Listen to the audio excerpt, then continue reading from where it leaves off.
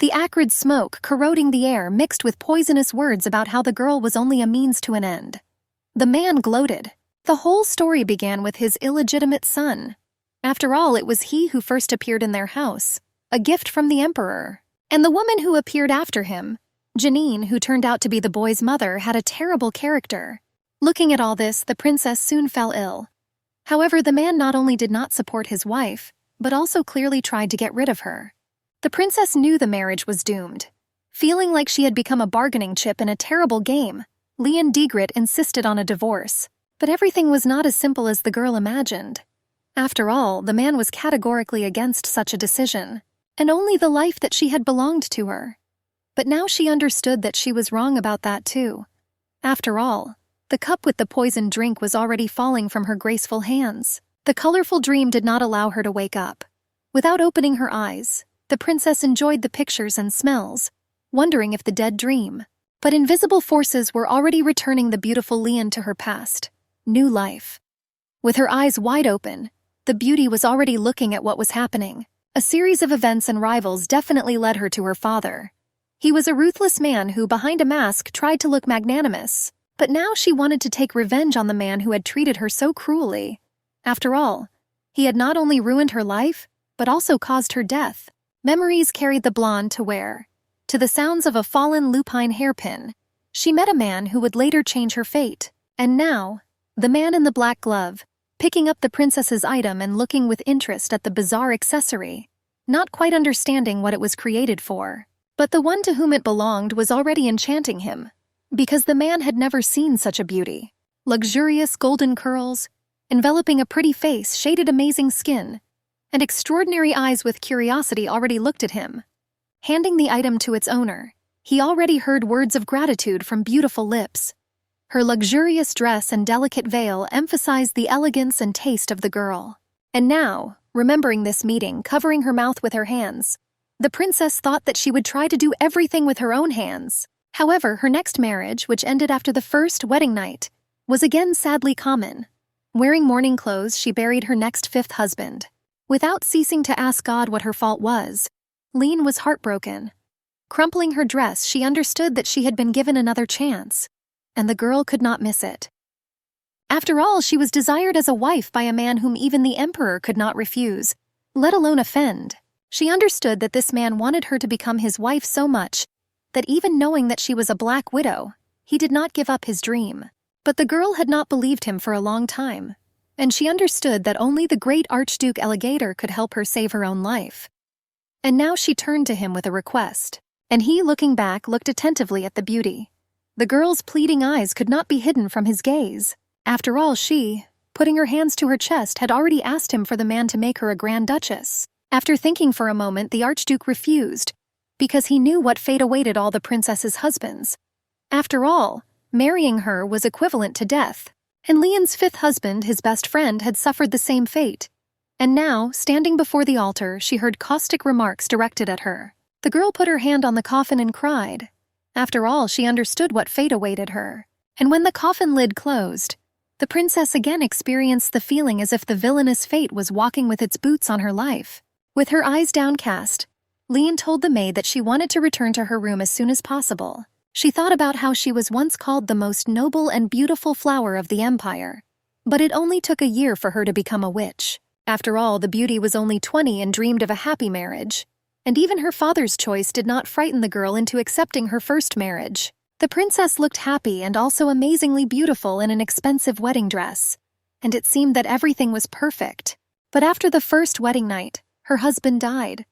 And this happened again and again, leaving no hope and tormenting the girl. Each time her father became furious and looked for the culprit, unfairly punishing everyone who was somehow involved in it. He screamed at his daughter, trying to understand what was wrong with her. But she only cried and clung to her father, trying to find protection in his arms.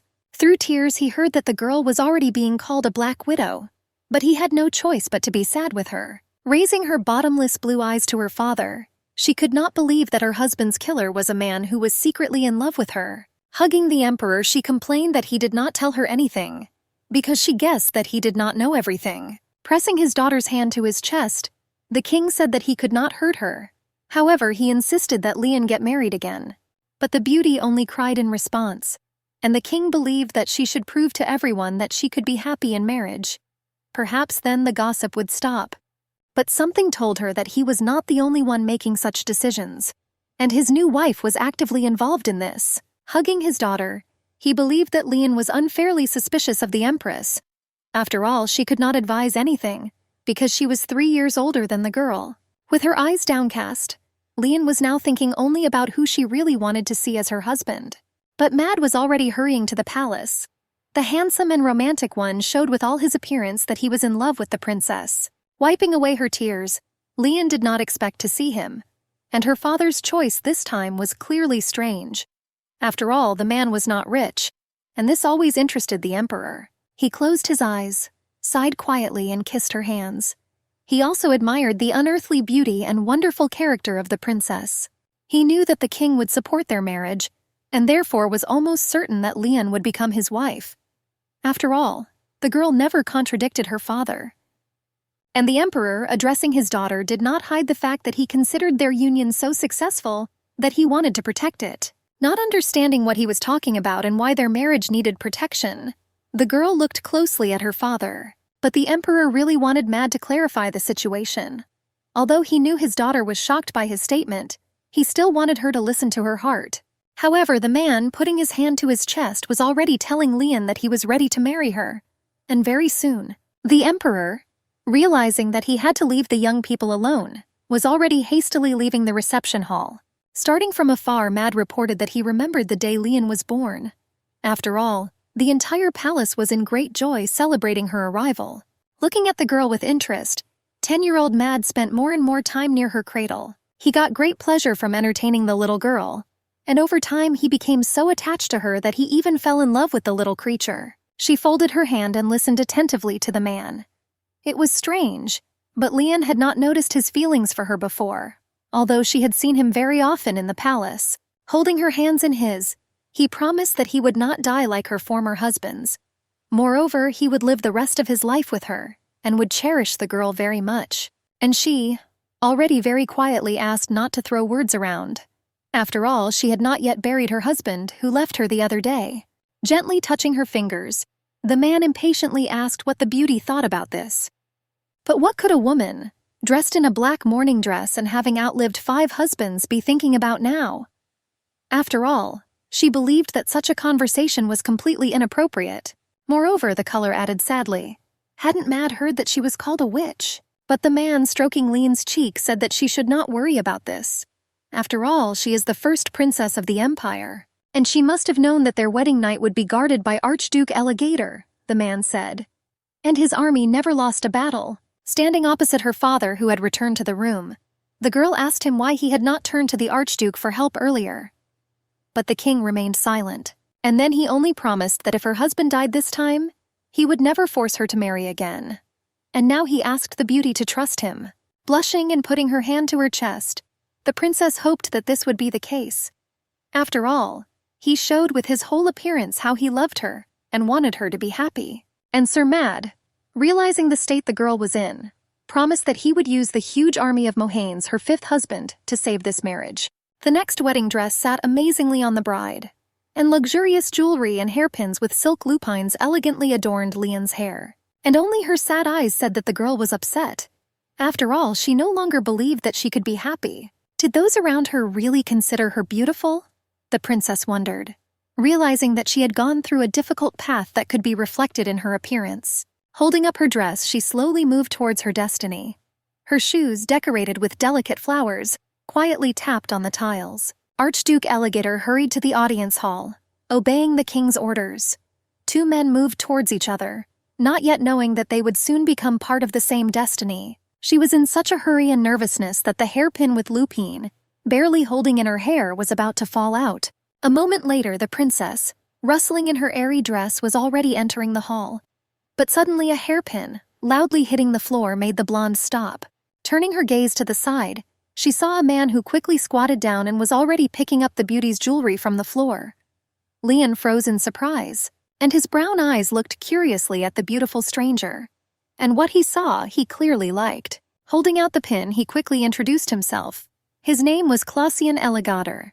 He was handsome and seemed very polite, and Leon was already remembering that day when, during the funeral, the door to the temple opened slightly and let in an imposing but stern man.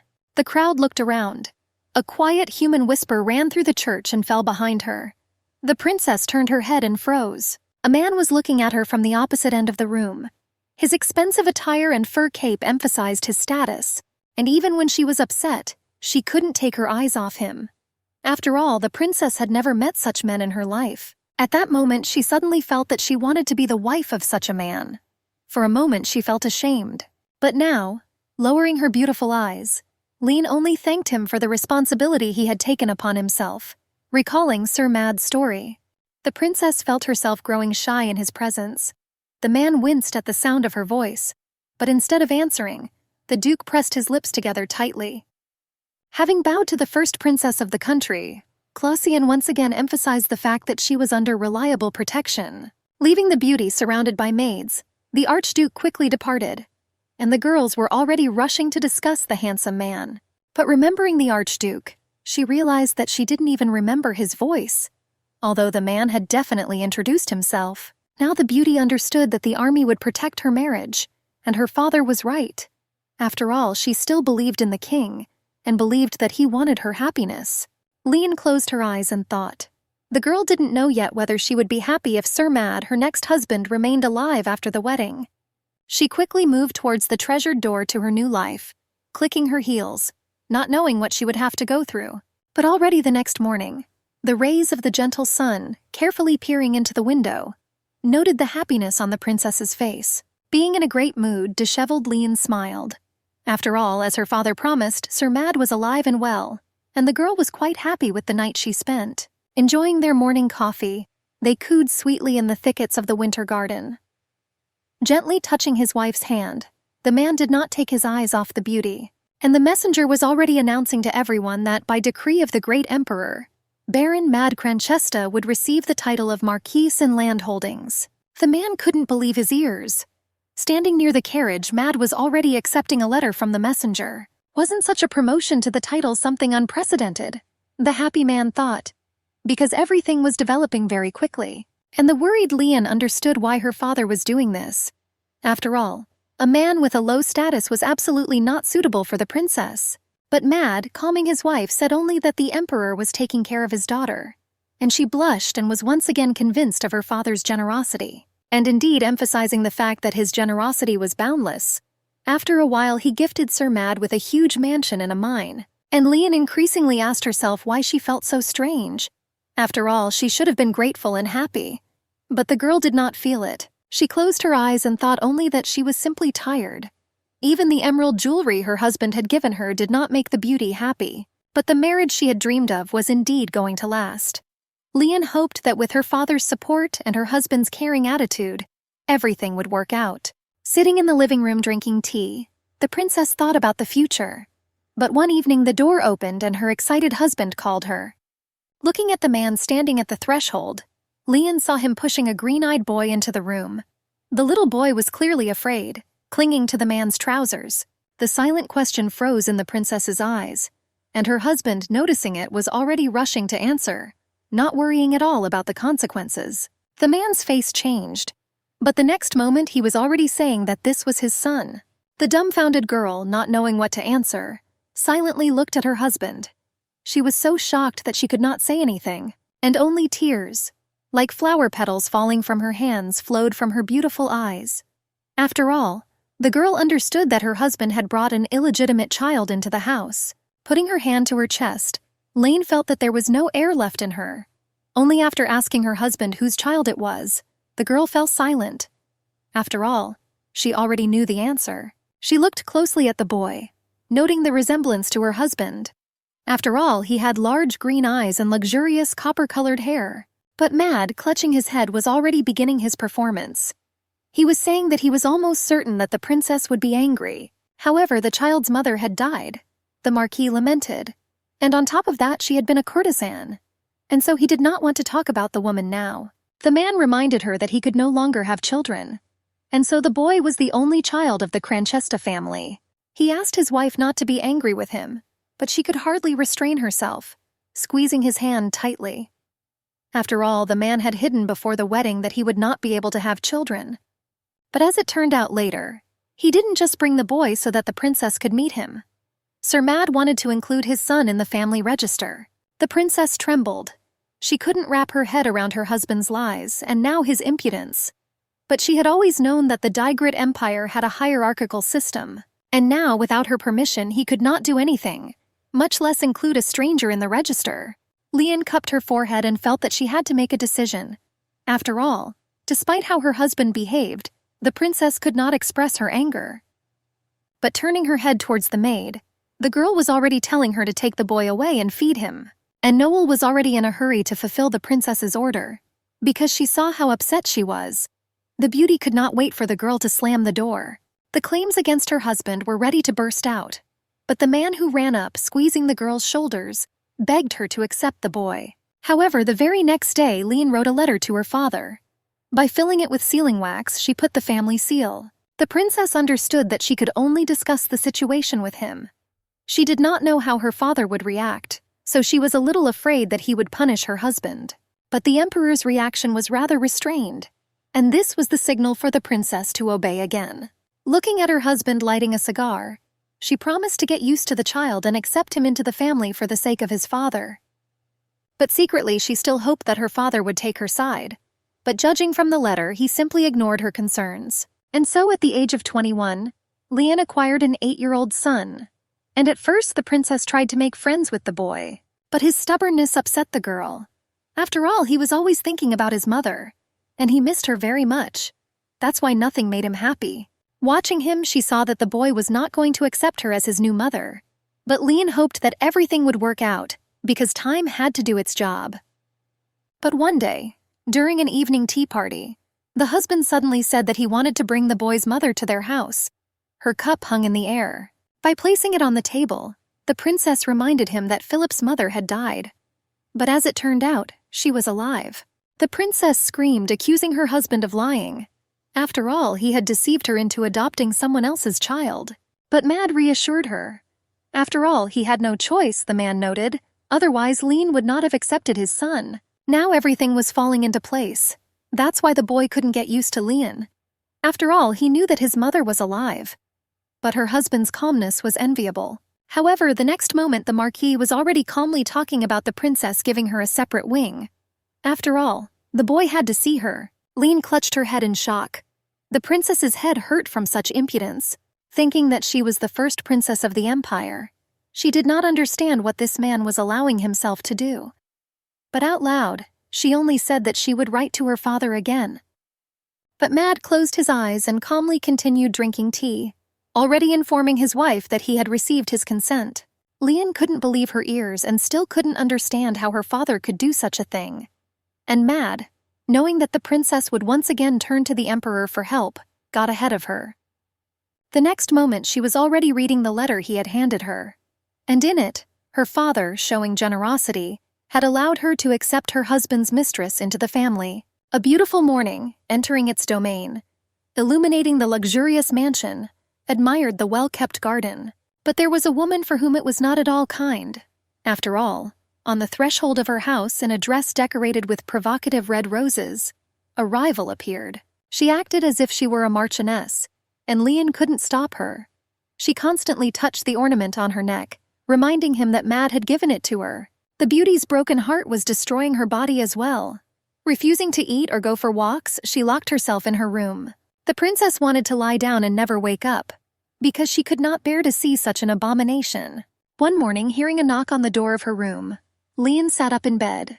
Seeing her husband, the princess did not understand why he had come. But the impudent fellow had no intention of making excuses. After all, he believed that there was no place in his house that was closed to him. Looking at his wife, he understood that he was about to have a difficult conversation, but he had prepared for it in advance. Lifting his wife's chin, he suggested that the beauty go south to restore her health. But a resounding slap was already being applied to his cheek, because the girl did not understand how he could even make such an offer to her. Lian screamed and was nervous. This was the height of impudence. Not only did the mistress act like a mistress, but they also planned to deprive her of her home. However, the brown-haired man, throwing up his hands, pretended to understand his wife's emotions. After all, the courtesan took on the duties of the mistress of the house while the princess was ill, he added. The man asked not to blame Genia. After all, he believed that she was not to blame for the fact that their family had fallen apart. Clutching the blanket, the exhausted Lian looked at her husband. The princess understood that these two had come up with a great plan to get rid of her. But he, seeing that the princess was nervous, was already retreating. When he said that he shouldn't make a decision too quickly, the man had already heard a statement about divorce in response. Beads of sweat appeared on his face. Feeling much better after announcing her divorce, Lian felt she was finding peace of mind. She had been insulting Mad when he visited her.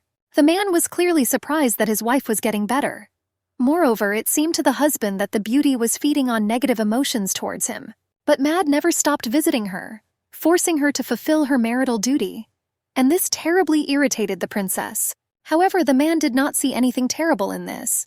Smiling, he noted that spending time together was a normal thing for a husband and wife. Of course, the princess understood why he behaved like that. After all, with a divorce, the sly man could lose everything, and his son would again become the child of a courtesan, losing his status. The princess already knew for sure that she had no path with this man. Blossoming with each passing day, the beauty was more and more confident in her decision. During another tea party, the girl, dressed in a charming blue dress, only confirmed her decision. But then she didn't know what her treacherous husband had come up with.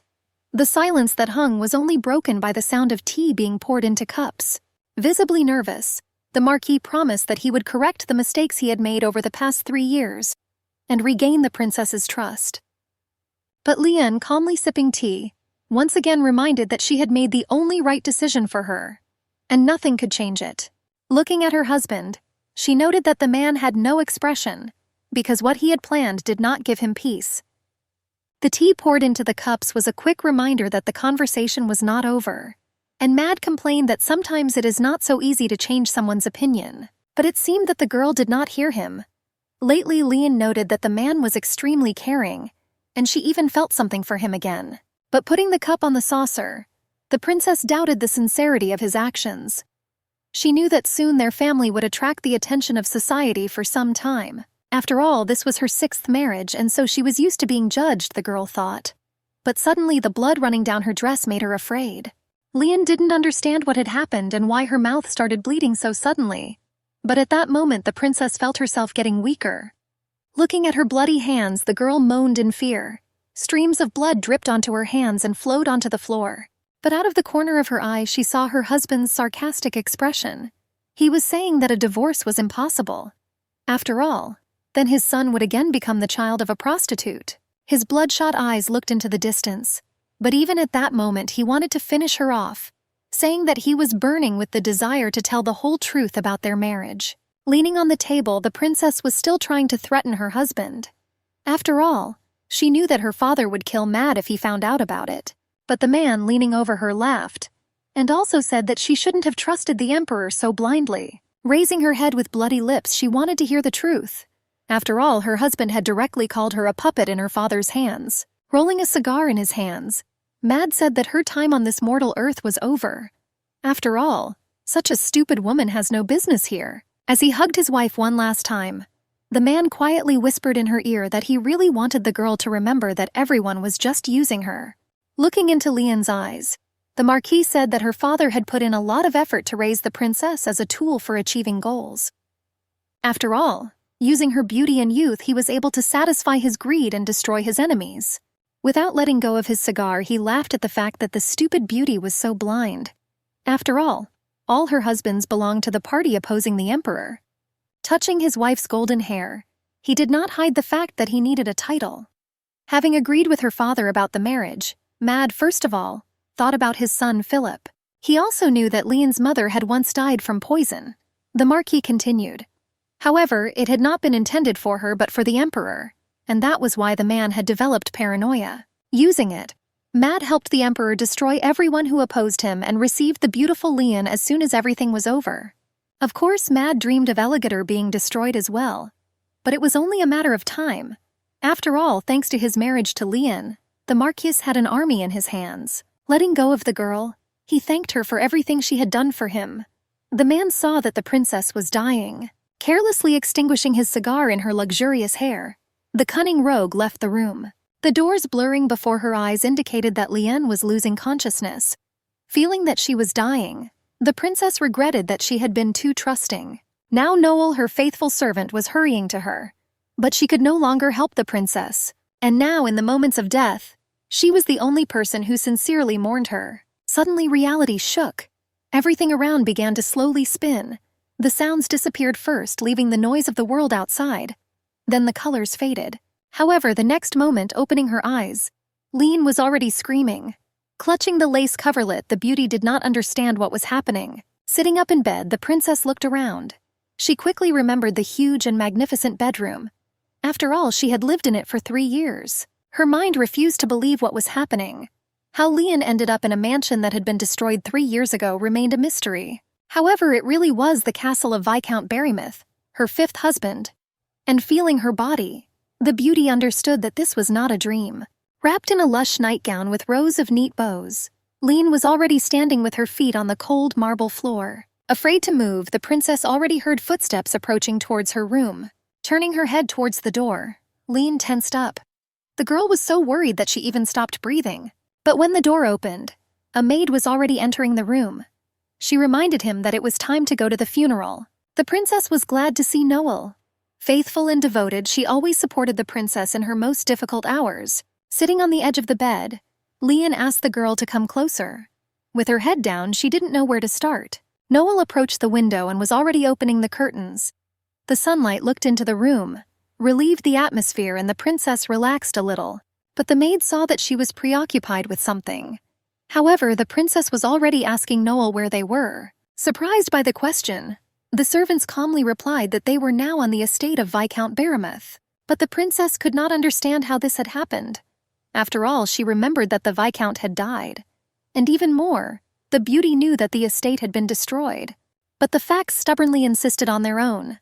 Standing in a stream of sunlight, the girl asked Noel about the time of her husband's funeral. But the girl, folding her arms and lowering her head, only reminded her again that it was time to hurry to the reception hall. And suddenly it dawned on Lien. Just saying what she knew, her face lit up with a smile. Now the princess was completely sure that she was in the past.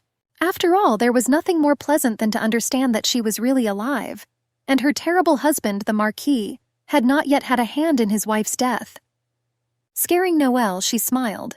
Now she realized that she had not been this happy for too long. And soon the princess was laughing loudly, covering her mouth with her hands. Even the terrible events associated with the funeral of another husband could not stop her from doing this. Noel, clutching her hands to her chest, was at a loss for guesses. Not understanding the reason for the joy, she had already asked the lady about it. But suddenly the princess fell silent. She lowered her head as if thinking about her next move. However, a minute later she was already asking for help getting dressed. After all, she didn't want to make the guests wait for the ceremony to begin. Moving through the corridors of the estate, Lien thought that everything here seemed so familiar and dear to her. Even the black dress, which had become her usual outfit. The princess entered the reception hall, throwing open the heavy doors. Despite her mourning, she looked stunning, but that was not surprising. Looking around, she noted that the reception hall looked the same as before. Passing by a huge full-length mirror, the princess stopped. Looking at her reflection, she was pleased with herself and noted her thin waist. Lien adjusted her luxurious hair, pausing a little near the massive earring, thinking for a second that she hadn't worn jewelry for a long time. Despite the mourning, her face was radiant, and even the black flower that temporarily settled on the blonde's hair only emphasized her beauty. But now she was again wondering how she had gotten into the past. And most of all, the princess was worried about the question of why she got into it. Pressing her forehead to the mirror, the beauty tried to find the answer. However, apart from the memories of how, when saying goodbye to her, her husband said that she was an instrument, nothing came into her beautiful head. The princess sighed and opened her eyes. Now she wanted to rewrite the story of her life no matter what. Lien had not forgotten that Mad had proposed to her in this reception hall, and the heavy masculine steps only indicated that a man was approaching. But the door creaked and the father entered the hall first. Addressing his daughter tenderly, he was clearly glad to see her. Lifting her dress, the princess curtsied, and he noted that it was impossible to look away from his daughter's golden hair and bottomless eyes. Raising her eyes to the king, she already saw that nothing had changed in her memories. Lien remembered this day down to the smallest detail. The beauty knew that in another second she would see behind her the man who would kill her, destroying love and hope. However, the father had already noted that his daughter was upset and pale, but this did not stop him from declaring that they should quickly organize the 6th wedding. And Lian, pretending to be surprised, only reminded her father that her 5th husband's funeral was currently taking place, and she was in mourning. But smiling slightly, she knew that she was ready for such a decision of the emperor. After all, she could not change reality. She remembered everything, even her son Mad and his courtesan wife. Lian understood that if she had been transported to the past, she had a chance to change her future. The princess hoped that she would have enough strength and opportunity to take revenge on her husband, and most importantly, to save her life, not allowing the past to repeat itself. Having looked at her husband carefully, the princess turned her gaze to her father. Now the girl firmly declared that she was not going to marry Mad at all. The father frowned. Without pretending to have heard his daughter's statement, he asked again, and the blonde, realizing that her courage was running out, was already in a hurry to say that she simply did not want to get married so soon. But the father, as if he had not heard his daughter's words, recommended not to pay attention to people and their conversations. However, taking her father's hand, she already said that she considered it immoral to discuss her marriage at her husband's funeral. After all, the girl wanted to show respect to the deceased. Looking at the emperor's reaction, the princess felt that all her statements seemed strange to him, and she was only complicating the situation. But stroking his beard, the king did not want to accept the refusal, and he hurried to ask how much time she would need to think about it. Lian was glad that her spontaneous strategy had worked, because she had time to think it over, and she had only asked for a month to come to her senses. And soon the sound of a 4-horse team echoing across the cobblestones quickly carried the royal carriage away, leaving the princess alone. The men sitting in it were silent, and Sir Mad was clearly nervous. He had been going to this event for so long, and now he realized that his plans were ruined. However, the king calmed the baron. The emperor found his daughter's reaction strange, and he tried to justify himself to the groom. After all, he noticed that his daughter seemed paler to him. But the emperor accepted the fact that the princess was tired of constant funerals. However, the emperor was most concerned about her behavior. After all, she usually never interrupted her father, and especially did not refuse his requests. The king suspected that there was a man who had influenced her, and now he was asking Mad if he had seen the report from Leland who had been watching the girl. Putting his hand on his chest, the man thought, and then he said that he had completely forgotten about him.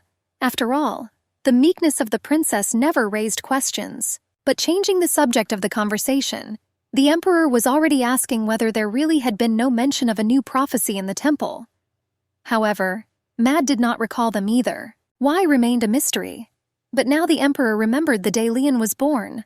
After all, the temple where she was baptized received a prophecy.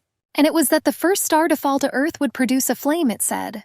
And the flame, having engulfed the earth, would overthrow the king. And now Mad thought that the emperor was madly afraid of this prophecy. He knew how to play on people's feelings very well. This prophecy allowed the man to make a deal with the empress easier. He knew that the king's foolish wife was jealous of her daughter, and he wanted to take advantage of this opportunity. And the emperor demanded to increase the number of Lian's guards, and asked for forgiveness for what happened from Mad. The king reminded that he had not forgotten his promise, but the man who put on the mask of hypocrisy did not even doubt it. After all, he also believed that the solution to this issue was only a matter of time. The fate of the princess trapped in the cage of circumstances was decided long ago. After all, being a puppet in the hands of her father, she fulfilled all his wishes. But if Mad had known then how he had already influenced the events that were taking place, and Lian, without wasting time, was thinking about what she had to fix during this month. And the first thing that came to mind was to sort out the wealth received from the 5 marriages. After all, there was one problem.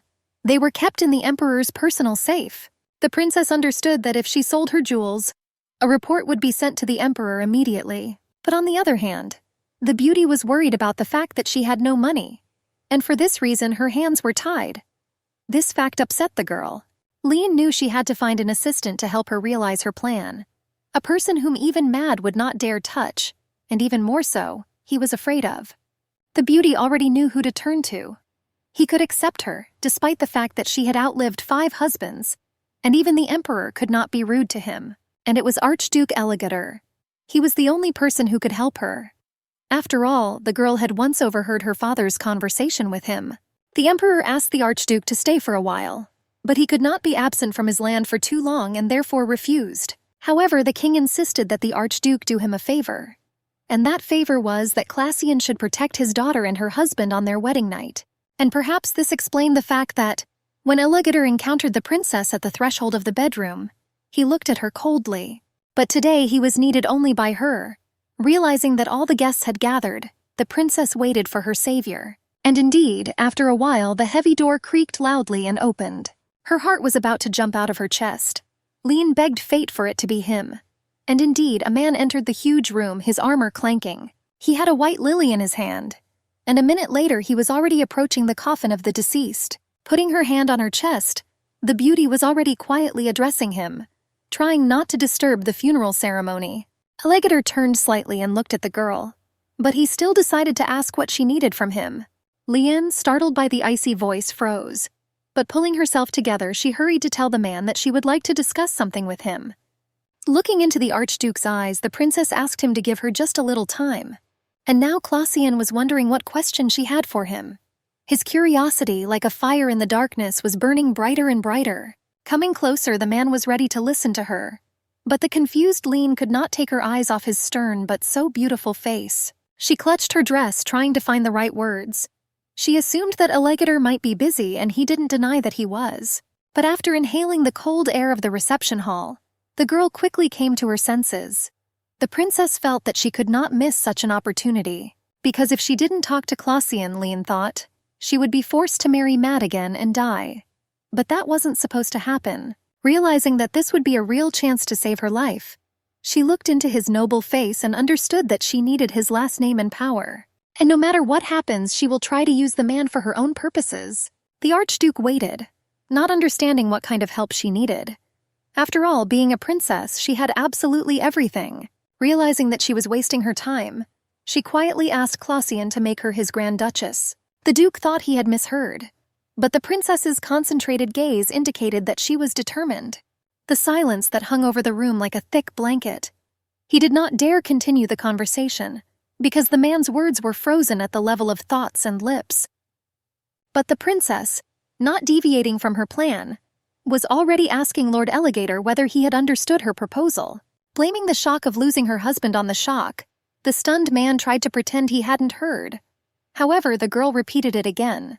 The archduke frowned. Now the man was reminding her that proposing marriage to another man at her husband's funeral was a strange idea. But the princess, looking at the archduke, looked so agitated and upset that it could not escape the lord's piercing gaze, and she already felt herself blushing. She suddenly realized that the archduke had taken this proposal in his own way, and now it became clear to the princess why the man was looking at her so attentively. After all, most likely he misunderstood her. Lien felt agitated for a moment, imagining what he thought of her. Analyzing her sentence, she already realized that she could have expressed herself more precisely. But the beauty had no doubt that he was much less stunned than she was. After all, she received the marriage proposal during the funeral of her fifth husband. Having assumed a stern look, the blonde again addressed him formally. The princess tried her best, but it seemed that this time the archduke was no longer ready to listen to her. Moreover, Elegator was about to leave. Trying to hold the man, Lien said that she had not said everything yet, but turning around, the man could no longer restrain himself.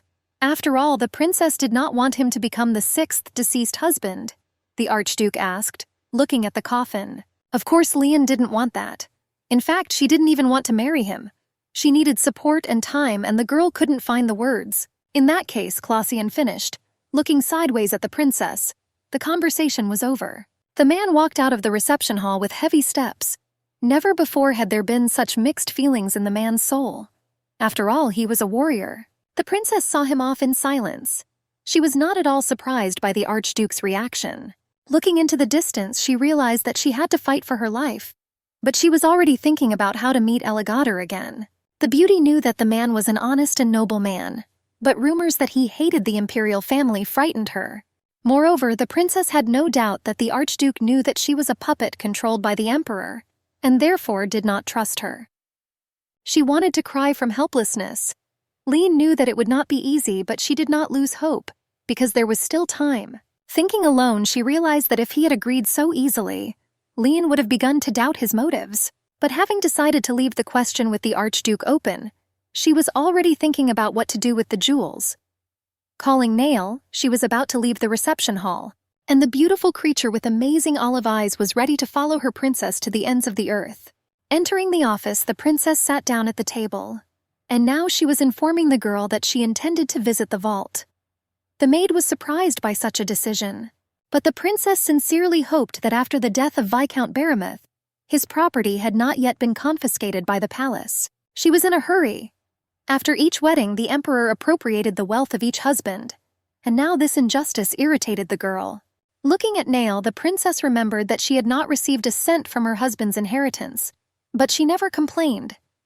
However, now the blonde was desperate for the inheritance.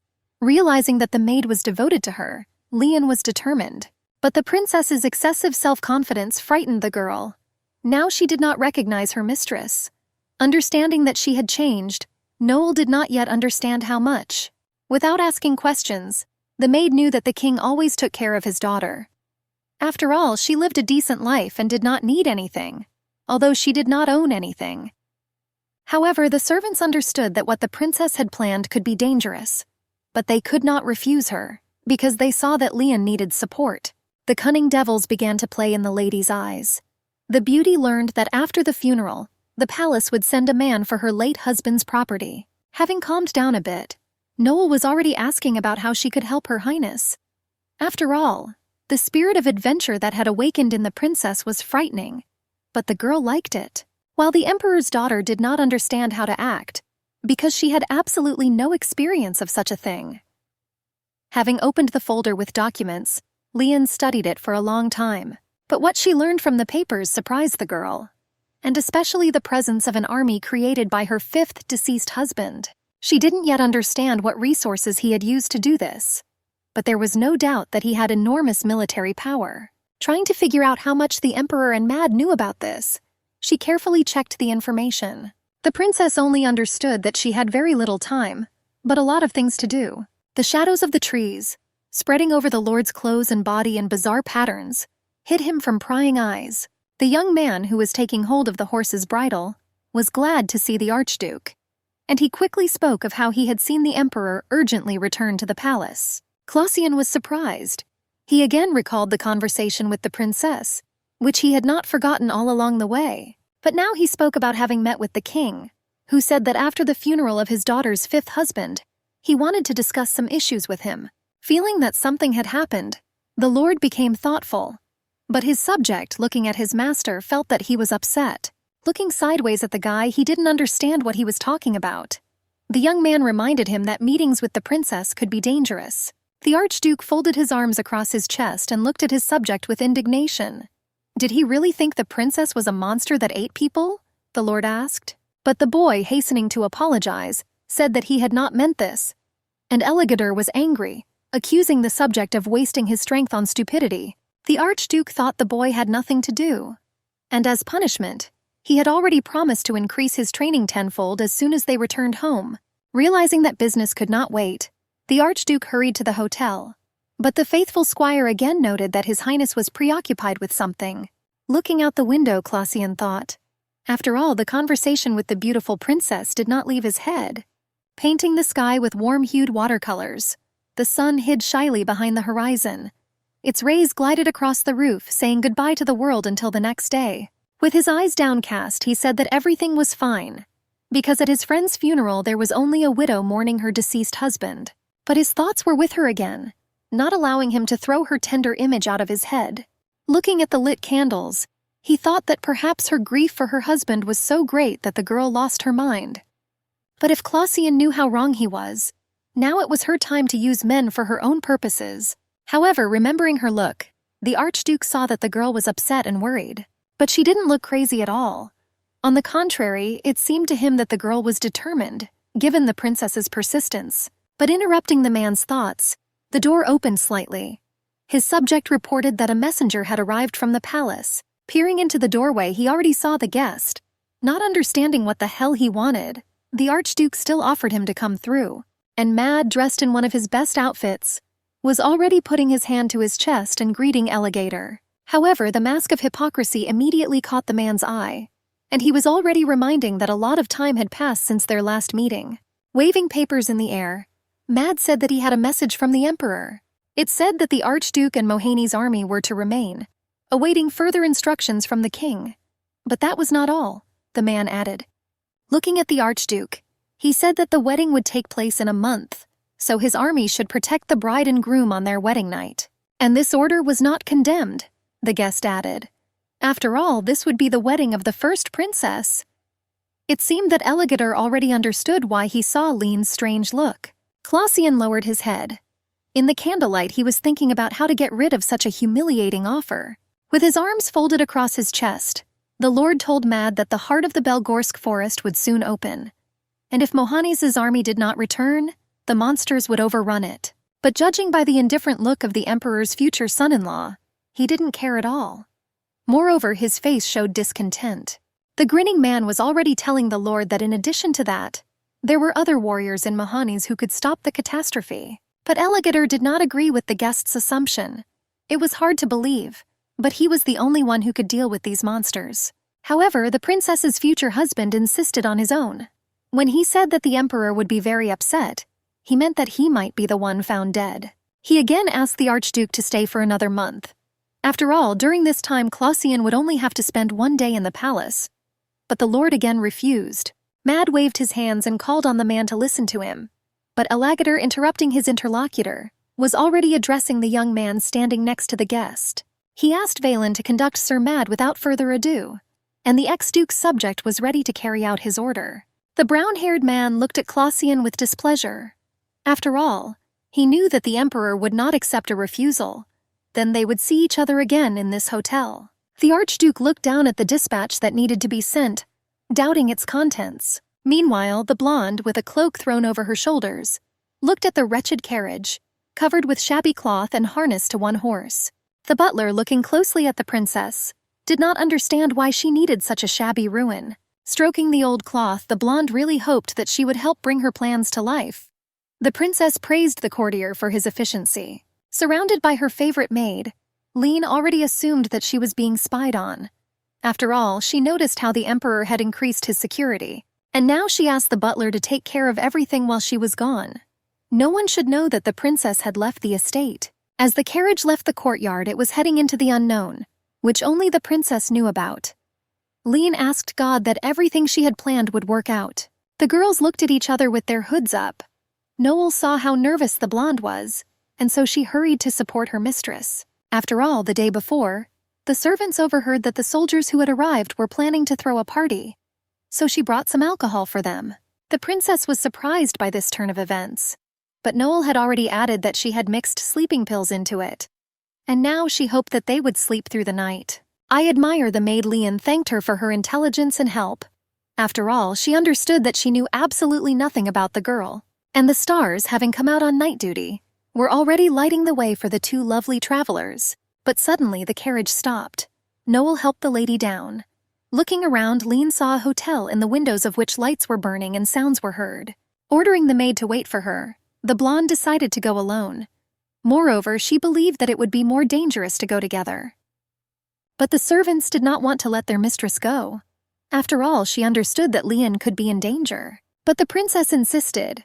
Someone had to control the moment when the blonde left the hotel. Clenching her fists, Noel begged them to go together.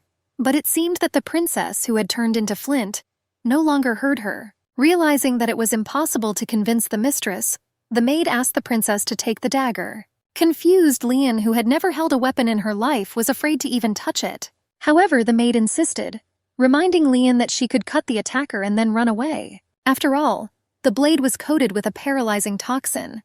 After all, as it turned out, Brother Noel was studying medicinal herbs. That's why his sister turned to him for help. Agreeing, the princess thanked the servant again. But for now, she doubted whether she could use her help. However, she still hid the dagger under her cloak. Leon sighed heavily and pulled the hood tighter over her head.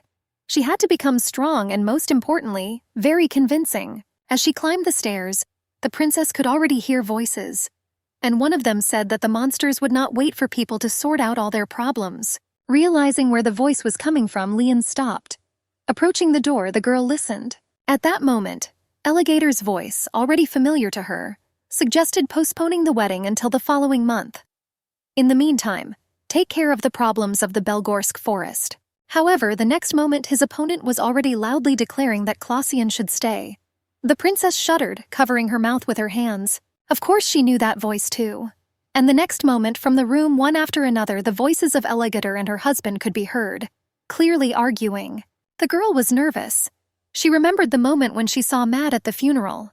But then Lean held back, ignoring her husband. However, now, armed with a dagger, the beauty was afraid of her desires. After all, she really wanted to kill the scoundrel. With her eyes downcast and her hands wrapped around the dagger, the princess persuaded herself not to follow her emotions. After all, she understood that she could use it now. But suddenly a strong hand, with words about the fact that they had a small eavesdropping rat, was already pulling the beauty out of her temporary shelter. Well, imagine the man's surprise when, having thrown the hood off the stranger's head, he already saw the princess's beautiful eyes. Alligator was clearly surprised. However, the next moment he was already asking how Leon had ended up here. But the princess only stuttered, trying to find the words. Grabbing her by the shoulders, Klausian reminded her that the knights here were armed too. And how could the princess come here in such a suspicious outfit? But seeing that the blushing Lean did not react to him at all, he began to shake the girl. Didn't she understand that she could die? Lord asked. But after these words, the beauty who had come to her senses was already saying that perhaps he would not believe her. But there was something worse than death. She was so convincing that the experienced warrior felt it was time to listen to her. But Lean did not stop. Looking into the eyes of the Archduke, she assured the man that if he could not convince him to help her, the girl would simply die. Alligator thought the princess had turned to stone, and she only clarified that it was no longer important where she would die, in the Viscount's estate, in the palace, or in this hotel. But suddenly the Archduke was called. The man turned around. Mad, leaving the hotel, was again asking him to reconsider his decision. Leon sat down, and the Archduke reminded the guests that he had already said everything.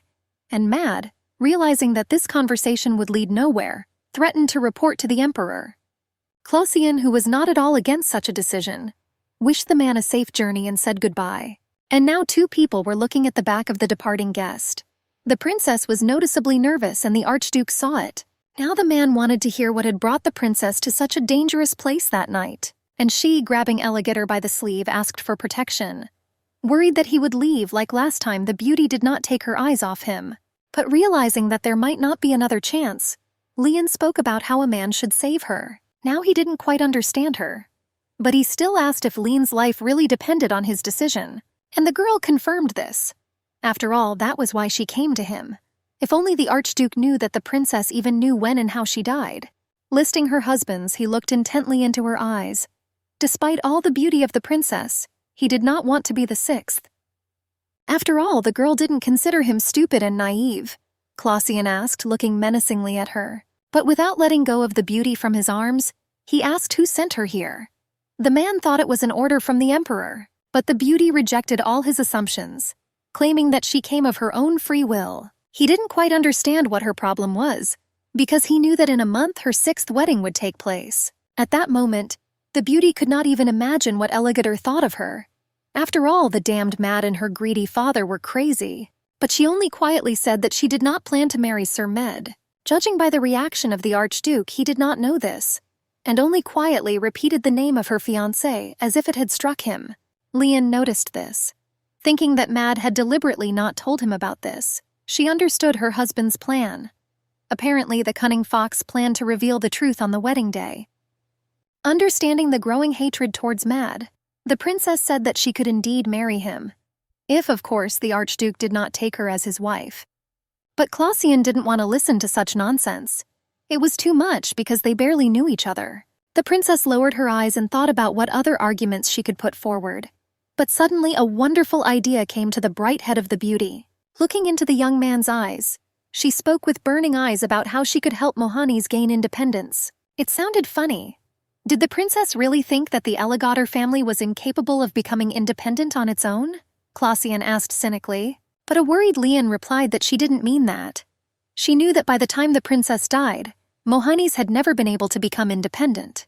The king refused to liberate these territories, and she was sure that even after her death, having taken the Viscount's army, he did not allow Mohannis to become free. And now it was time to put forward the main argument. She proposed that Elegator become independent much earlier. The Archduke was surprised at how much the girl was privy to such events. Realizing that the hook and bait have been thrown, Lean shows on her fingers 3 years in exchange for making the girl a Grand Duchess. She promised that after 3 years she would leave his lands and return home. The beauty exhaled, giving the Archduke the opportunity to consider her offer. But Clausian did not give in. The Archduke said that he could not appoint a woman he did not trust as mistress of the house. She sensed that Elegator sensed a trick, and she knew that the Grand Duke was not the kind of man to fall for a lie. The only thing left to do was to tell the truth. But that was the hardest thing to do, and also extremely shameful. But having gained strength, the princess claimed that she no longer wanted to be the emperor's puppet. Lean wanted it all to end. Elegator was looking for answers to the questions he was asking himself. But suddenly his gaze fell on a shabby carriage in the yard. Apparently a girl had arrived in it, Clausian thought. When saying goodbye, the persistent princess repeated that after 3 years she would help to annul the marriage, and would also absolutely not touch the Archduke's property. Remembering the blonde's face, the man understood that she, risking her honor, came without protection. Knowing that this was a rather dangerous place, he suddenly became interested in what kind of person this fragile girl was. But the secretary, lowering his head, said only that this was the emperor's precious doll. He compared her to a flower in a vase, which the king cherishes and cares for. However, she never had her own position, because she did what the emperor wanted. All 5 of her husbands had been nobles opposed to the imperial family, and now the secretary was reporting that their deaths were no mere coincidence. He had no evidence that the emperor had used his daughter, only assumed so. The nobleman, delighted by the beauty of the girl, came to the palace with a proposal of marriage, so the emperor did not force these people to marry the princess. Folding his hands and looking at the starry sky, Clausian said that the princess's next wedding would take place in a month. And Jared had already said that he didn't understand how it was possible to get married 6 times in less than a year. And he thought that now only a fool could marry a princess. Interrupting the guy, Elegator calmly replied that the blonde's 6th husband would be Sir Mad. The young man was surprised by such information. He knew that Sir Mad was the emperor's assistant. This time the chain was broken, he thought, because the man was not rich and had no fortune. The Archduke's mind kept recalling Leon's words about how she would make the men pay for ruining her life. And Clausian also remembered that the girl would wait for his answer, hoping that the Archduke would make a deal with her. However, she asked not to delay the decision because the girl had little time left. Meanwhile, the carriage with the princess and her faithful maid, creaking and swaying, returned home. An excited Noel hurried to ask the lady how everything went, but she was pleased and believed that everything had worked out well. This was wonderful news. The squatting girls were clearly uncomfortable. However, Noel promised that she would soon prepare some delicious tea for the princess. For the first time in a long time, Leon smiled, and the maid caught herself thinking that she had forgotten what a charming smile her mistress had. The majestic mansion had already greeted the desperate travelers with its lights, but the presence of so much light in all the windows frightened the princess. She squinted her eyes and peered into the distance, and she clearly didn't like what she saw. The huge number of armed guards scurrying around the entrance made the princess think that there was a commotion in the mansion. The blonde understood that they were being searched for, and now Leon was thinking about how to act. Pulling a black envelope out of her cloak, she asked Noel to hand it over to the Grand Duke. But the maid did not want to leave her mistress. The princess asked not to worry. She had to return home urgently, otherwise the emperor would turn the entire empire upside down. Now she was most worried about the fate of the document. After all, if the emperor found it, then everything would be in vain. She was handing over her life to Noel and Clausian. As Lean stepped out of the shadows of the garden, she dreamed of using the document as her dowry. Noticing her, the guards shouted that they had found the princess. An hour later, there was already a knock on the Duke's room door.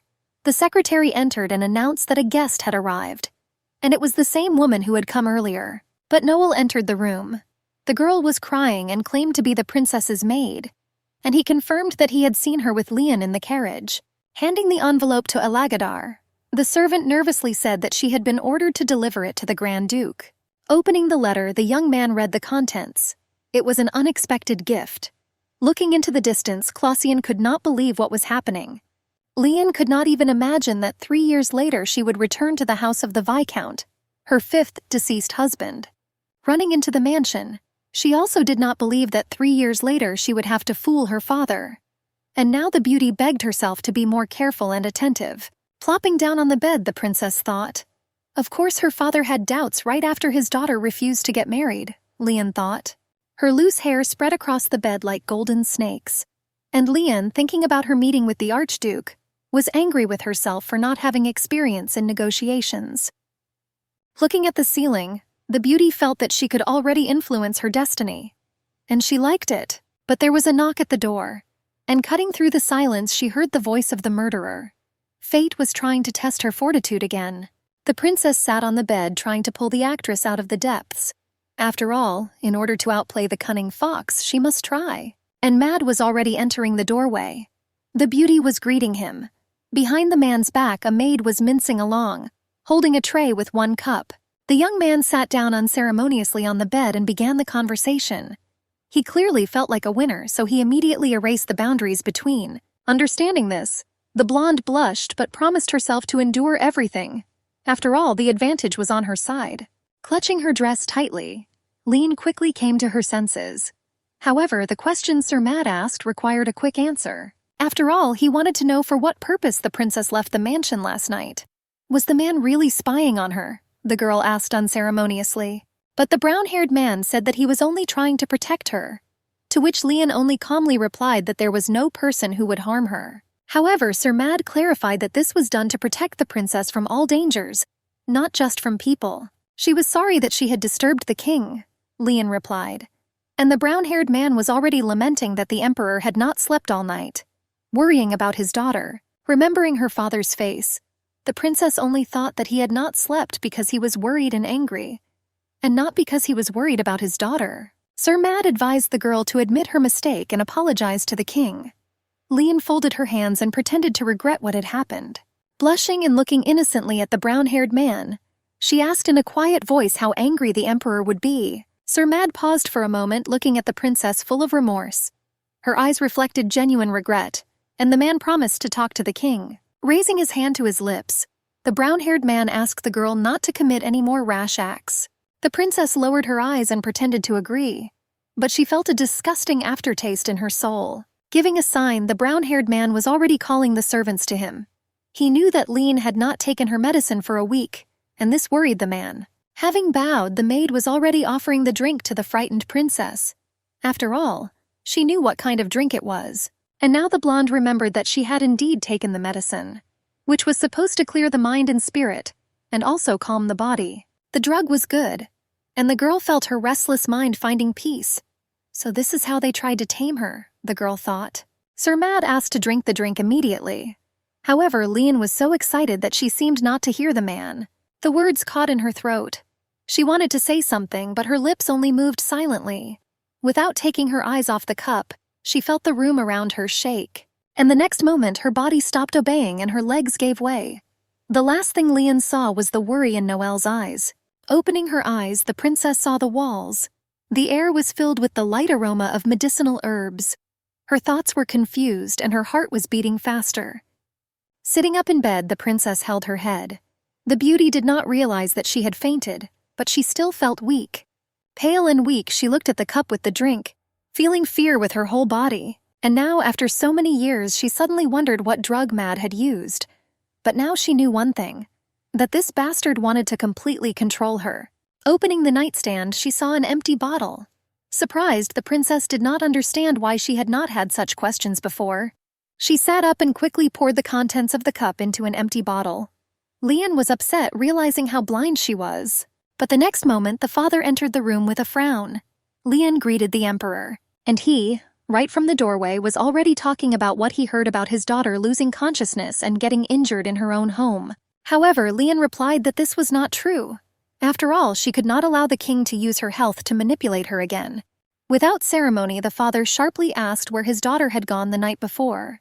The blonde, having joined the game, answered that she wanted to enjoy her freedom.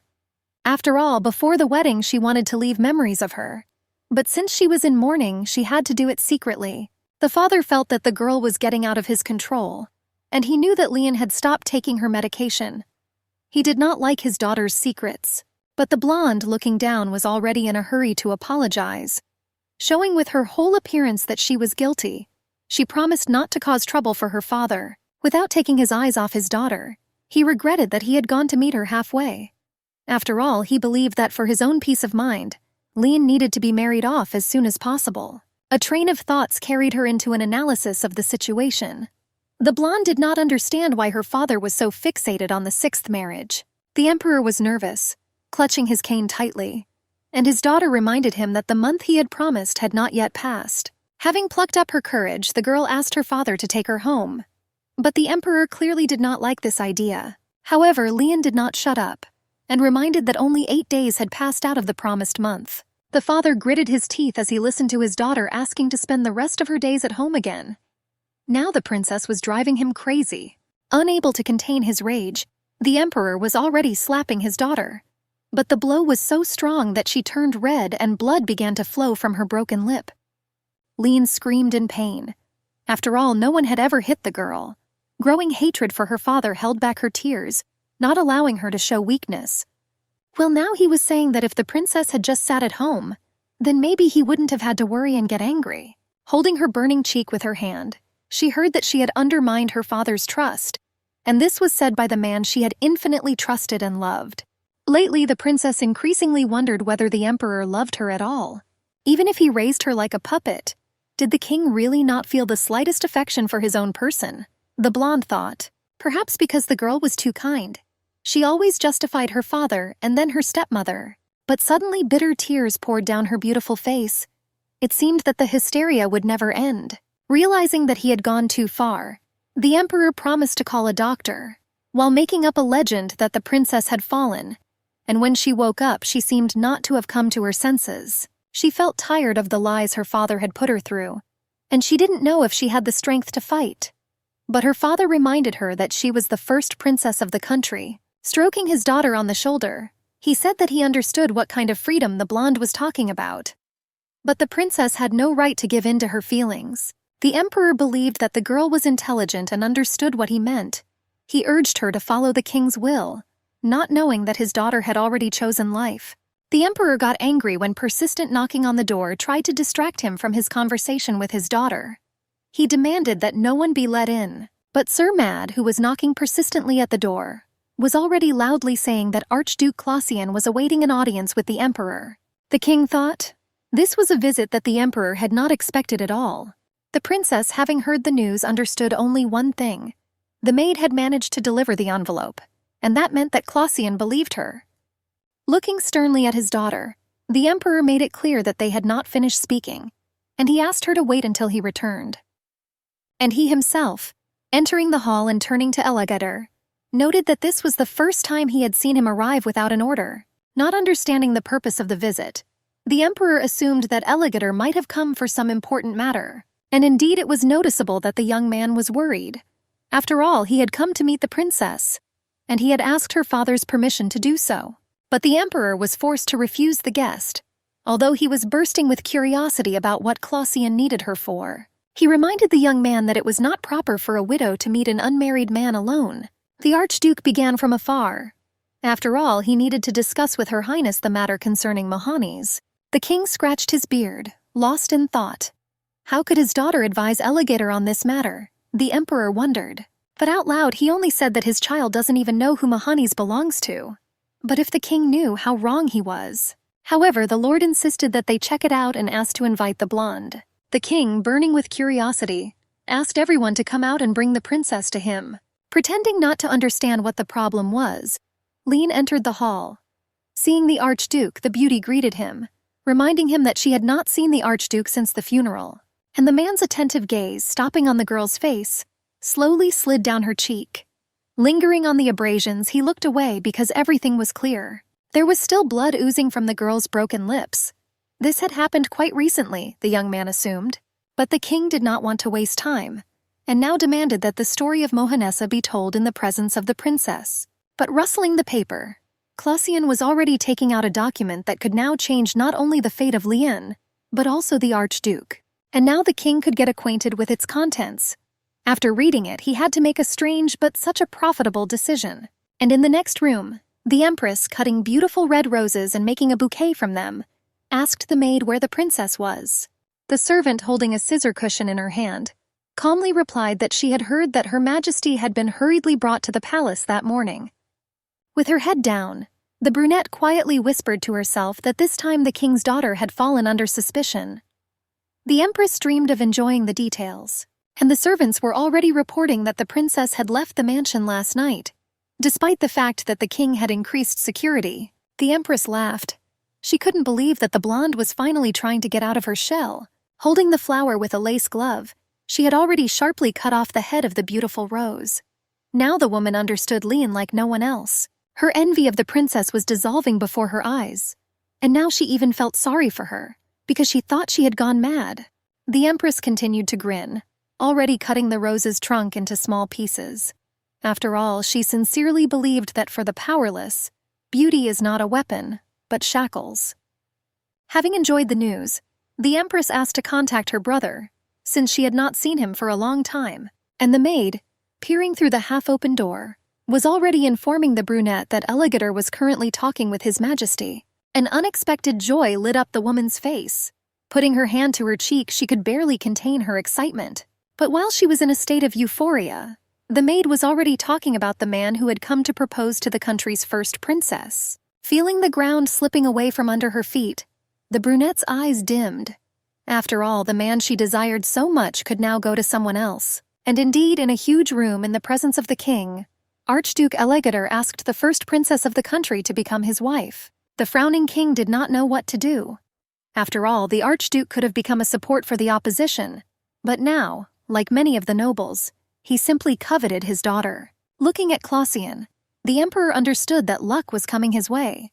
After all, thanks to his daughter, he could reveal the secrets of Mohannes, destroying its leader. The old rogue wanted to know why only Elegator could rule Mohannes, but he only said that the princess's wedding would take place in 3 weeks. Clausian hurried to remind the king that he would not be able to carry out his order, because the heart of the Belgor's forest would soon open. The emperor thought about it.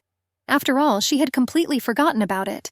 He knew that when the heart of the forest opened, the monsters from Mohannes burst into the capital. Of course, safety was more important, and the king decided to cancel the order to protect the princess's bridal chambers. However, after asking Clausian to leave for a moment, the king spoke of having to talk to the princess. After all, the decision to marry was not an easy matter. Looking at his daughter carefully, the king turned to her. With difficulty holding back her delight, Lien was ready to listen to her father.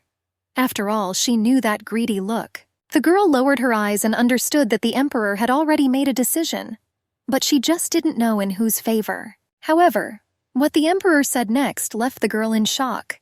After all, her father was going to cancel the wedding and even hide Lien's night exit from the house. And all for the sake of the princess accepting Elegator's offer.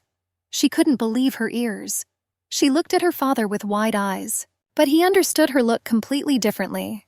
It calmed the princess and promised that the horror she was worried about would not happen again. But the girl pretended with all her might that she was terribly upset, and even tried to squeeze out tears. However, the king promised that if her husband died this time, he would no longer force his daughter to marry. The king would allow her to live freely for the rest of her life. The emperor asked her to trust him again, but for the princess, his trust no longer existed. The blonde spoke of fulfilling her father's will. Her soul, soaring to the sun and back, sang, and the king did not even guess that he was now saving his daughter from death. But the very next moment, looking into her father's eyes and plucking up courage, the princess asked him to fulfill one of her requests. She remembered how the previous night at the hotel she had asked Elegator to come to the palace in person with a proposal of marriage. The princess shocked Clausian with her statement, and now the warrior's brain did not understand how the princess could make such a proposal. But pulling the hood tighter over her head, the beauty smiled, and also advised to tell the king that the Archduke wanted his daughter. After all, the emperor wouldn't let her go to Mohannes if he thought she was in love with Clausian. Her father liked to control everything, the beauty added. She remembered how, as a child, she loved to climb into her father's arms. Holding the baby tightly, he told her that there was no one more stupid than a woman in love. And nothing has changed over the years. After all, every time he married his daughter, he reminded her of this. And the beauty at that moment felt like just a doll. She was forbidden to love, and Leon understood that she existed only to idolize the king and carry out his orders.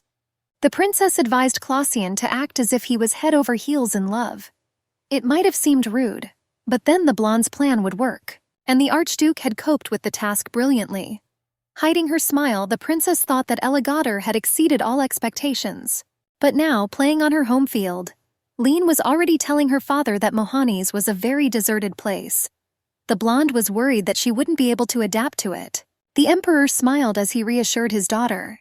After all, he believed that she would be very comfortable there. However, the girl, artistically lowering her eyes, said that she was a loser.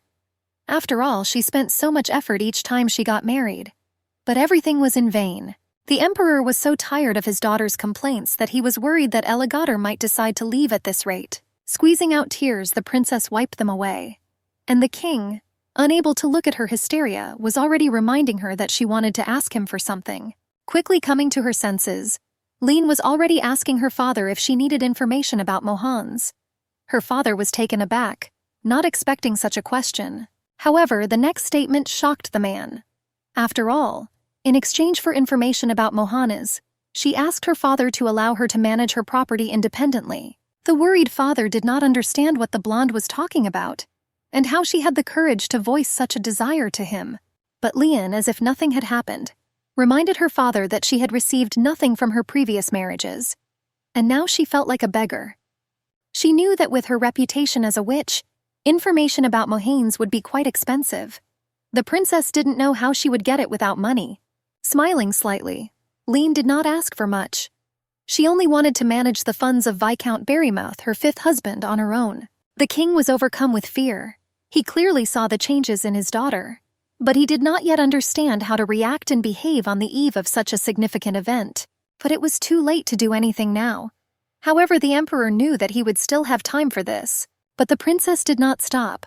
In order to quickly resolve the money issue, she offered to consider the property of Viscount Barrymouth as her dowry. The emperor understood that this was a huge fortune. After all, before giving his daughter in marriage to the viscount, he found out everything about him. Approaching her father, the princess gently touched his hand. She promised that she would try to do everything possible not to disappoint the king. And he, in turn, having asked to call Elegator, was already in a hurry to bless their marriage. Sitting down opposite the king and lowering his eyes, the Archduke spoke about how much he knew he loved his daughter.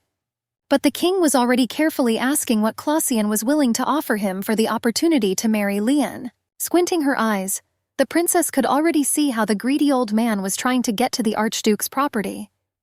Only the king didn't yet understand what he could take from him, and Clausian had already told the king that as soon as he returned home, he would send him chests of gold, the skins of silver wolves and red bears. Knowing the emperor's greed, Leon understood that the promised treasures should now help her achieve her goal. And the Archduke, playing along with the girl, already said that his dowry cannot be compared with the princess's, but it is quite substantial. Realizing how generous the ransom was, the emperor looked at Clausian with a satisfied face, and the princess, folding her arms and looking down, only thought that her future husband was a simple boor. But now the Archduke asked the king to speak with the bride alone, and the emperor was not against it. Moreover, he blamed himself for not paying attention to the young couple and quickly left.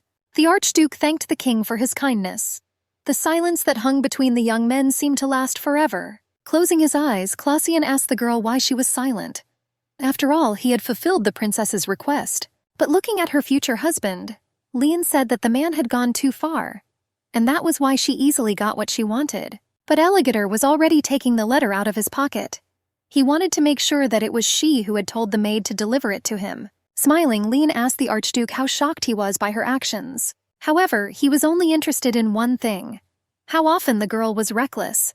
After all, Elegator could deceive her, and also keep the document and not show up at the palace. Well, now she was laughing. After all, she believed in the honesty and nobility of the man, and that meant her prediction was correct. She asked that this envelope be considered her dowry. After all, she knew for sure that Clausian was glad to become the owner of the army of Viscount Barrymouth. Looking into his eyes, she realized that the man could not have wished for a better gift. The princess knew that the Archduke was aware of the size of his friend's army.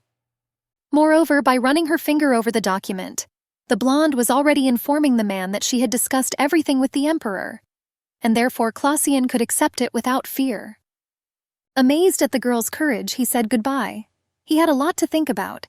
The Archduke said that he would come again tomorrow. She was glad of it, but she asked Elegator to take care of himself, because she remembered people like Sir Mad. As she moved through the corridors of the palace, the princess thought that the Marquis most likely already knew about this news, and so she was interested in what he would do in response. She had no doubt that he would try to fight for the marriage for Philippe's sake. But now the brown-haired man had to find another way to make him an heir. Of course she felt terribly sorry for the child, but Leon was not going to ruin her life because of the courtesan's son. And holding her dress, Noel was already running towards her. The princess had not seen her since that evening, and so was very glad to see the girl, and she also hurried to thank the maid. After all, the girl had done a great job. The princess believed in her and did not doubt Noel's courage, but suddenly her gaze changed. After all, she had already said that she had seen Sir Mad in the palace. Smiling, the princess lowered her eyes as if preparing for an attack. The man turned out to be quicker than the blonde expected. Almost in a whisper, the servant said that he looked extremely displeased. They advised the princess not to catch his eye. Perhaps Leon Degret could be scared, the girl thought at that moment, but not the Grand Duke's fiancé. She asked Noel to open the door,